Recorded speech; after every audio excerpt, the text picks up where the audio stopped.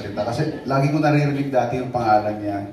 Dahil lagi, napaka-professional ni Nay Lolit. Walang opisina, di ba?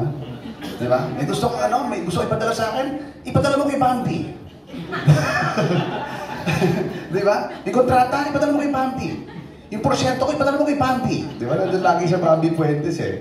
So I know how close Nay Lolit and Tita Bambi was. Would you want to say something about Nay Lolit? Pinilit ko talaga.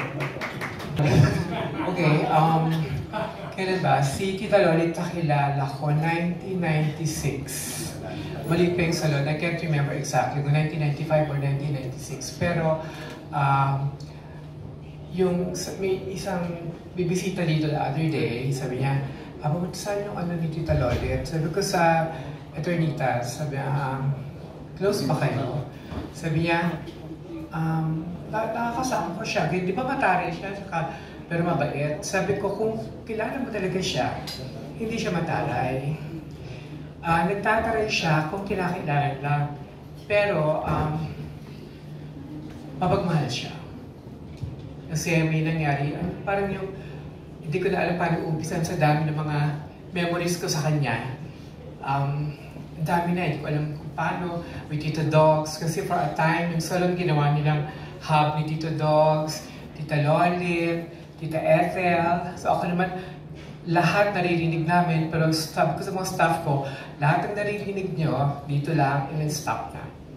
Okay, and then sometimes you would shout na kwento lang yun na walang nangyaring masama, pero anyway, hindi ako makahinga dahil parang nabigyan ako umiyak. Anyway, ngayon, there was a time na yung staff ko, may ginawang di maganda sa akin. And then, one of my friends from the press sabi sa akin na ipapapress natin.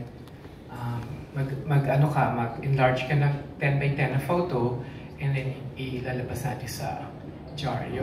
Pero syempre, meron kang evil thought, pero in reality, hindi mo kayang gawin eh.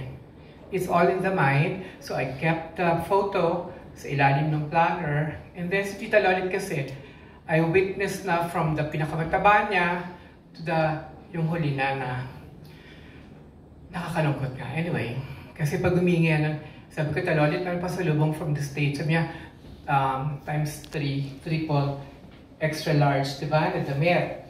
And then, ngayon, small na lang, diba? Anyway, so, one time, 8 AM kasi nasa salon na yan eh. Wala pa ako. Yung mga natutulog sa salon nang naabutan niya. May naglilis yung staff, kinuha yung planner, inakyat. Sabi niya, ano yan? Sabi nung photo nung staff ko na may ginawang di maganda. Akin na, sabi niya. Start talk nun. Start talk. Ako naman, inosente na serviceta ako. Tapos, di nagtawagan na sa akin yung mga staff ko. Ma'am, ano nangyari? Sabi ng ibang kliyente. Sabi ko, bakit? Nasa start talk ka. Sabi ko, ano ginawa ko? Yung staff mo may hindi ginawa. Ha? Yung pala, ginawa ni Tita Lolit, yung photo, pinazoom niya doon sa cameraman. Ngayon, nung gabi na, di kinausap ko ng nanay ko, sabi, anak, sabi mo kay Tita Lolit, yung photo, ganyan. Di kasi nagpanic na yung family.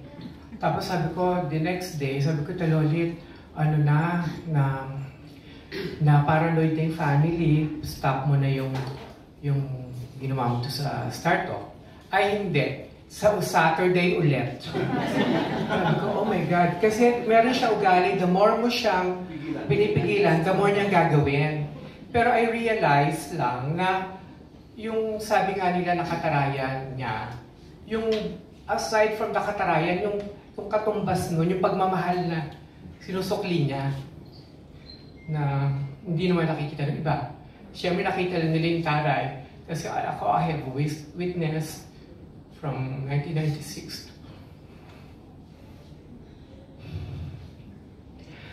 Sorry po. Kaya ayoko. Kasi last Monday, kausap ko pa siya. And then, when yung kinaship pass, Wednesday. Kasi sabi ko, talo ulit, ang lakas, sabi ko, you sound okay O, keep it up. Sabi ko sa kanya, sabi niya, nga, ngayon, hindi, ang ingay niya. Tapos sabi ko, ayan, okay yan, talo ulit, ganyan. Kasi sabi ko, minsan you don't sound good. Pero ngayon, you sound good. So, tuloy-tuloy na yan, ganyan. Nga, ayoko nang lumabas. Sabi ko, huwag ka nang lumabas. Matulog ka na lang, magpahinga ka na lang. And then, after 2 days, yun nga, narinig ko na.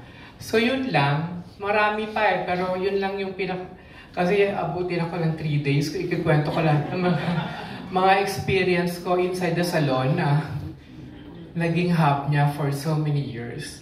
And, yun lang. Pero, I would like to say na si Tita Loli, meron siyang gintong puso na willing to help those who needs her help. Especially yung mga maliliit. Kasi nakikita ko yung... Tsaka she's a very character person. Kasi every now and then she will give me gift na kahit na rapper nung pinagbalutan ng SM, susulat niya doon, Dear Bambi, I love you, ganyan. Alam mo yun, parang kaya yun, meron din naman akong weird na ugali na I keep all those mga memorabilia up to now, siya yata yung pinakamarami, 1 box. Kasi merong matinong card, merong supot na ganyan, merong box na ganon, pero she would always write. Siya yung one person na na-realize ko na kahit na ano mangyari, mahilig siya magsulat. And that's one thing I can't forget about her. Yun lang. Yun na. Kinaya ko.